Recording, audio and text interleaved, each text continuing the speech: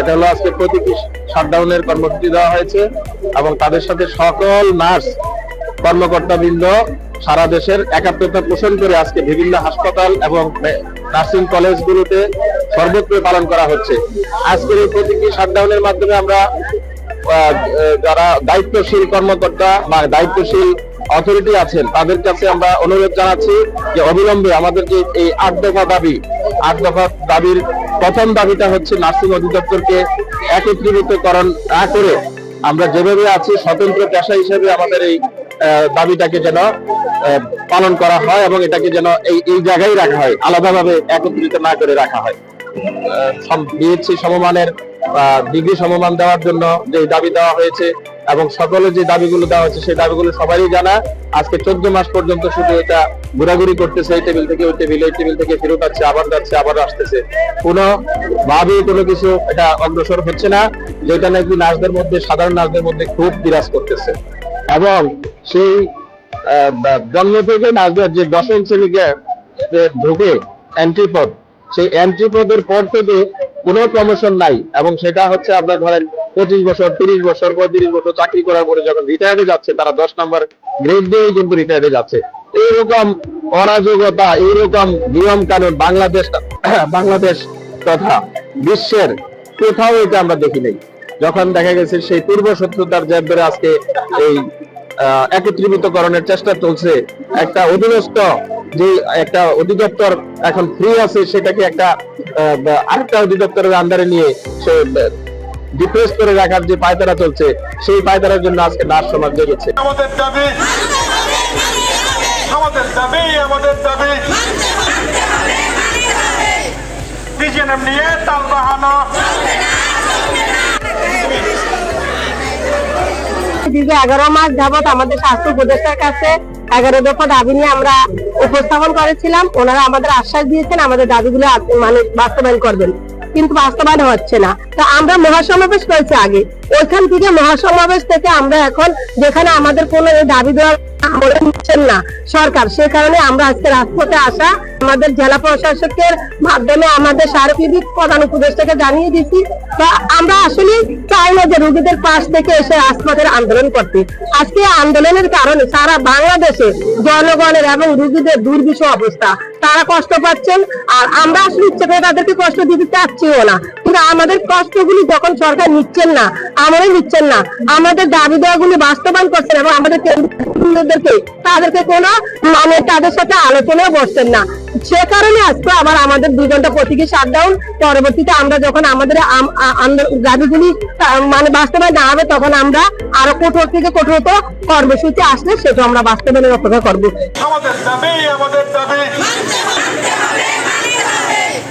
DGNM নিয়ে তাল বাহানা। নার্স কেন রাস্তায়, সোনার বাংলায়, আমার সোনার বাংলায়। আপনারা জানেন যে আমরা 8 দফা দাবিতে আজকে রাস্তা দাঁড়িয়েছি।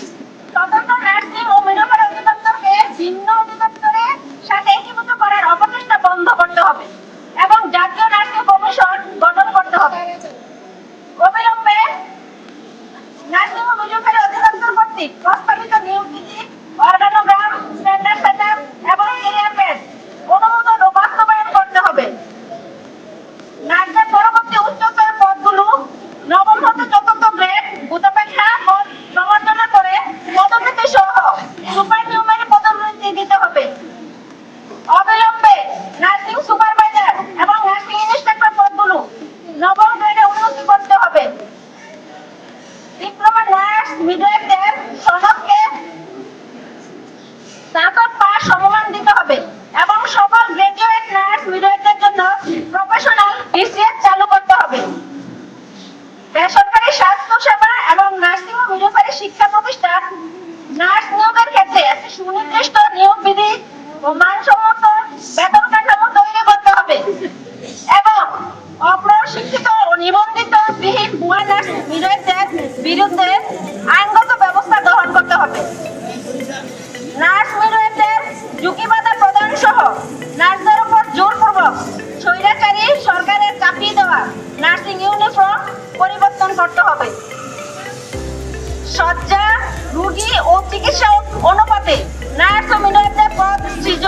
ও নিয়োগ দিতে হবে।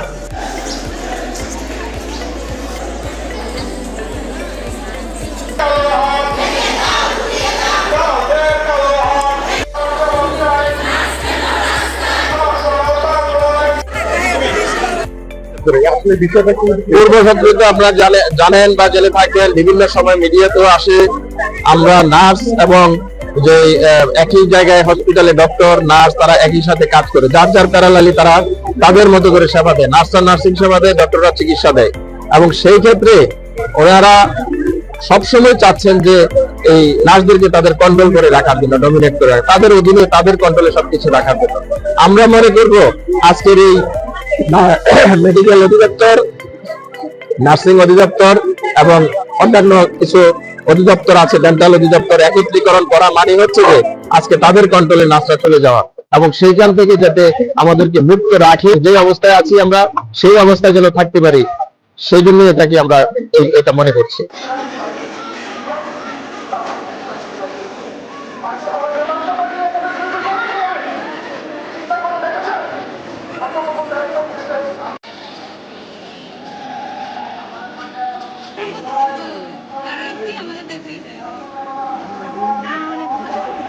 আমি এই বাংলাদেশকে সারা বিশ্বকে দেখিয়ে দিয়েছি।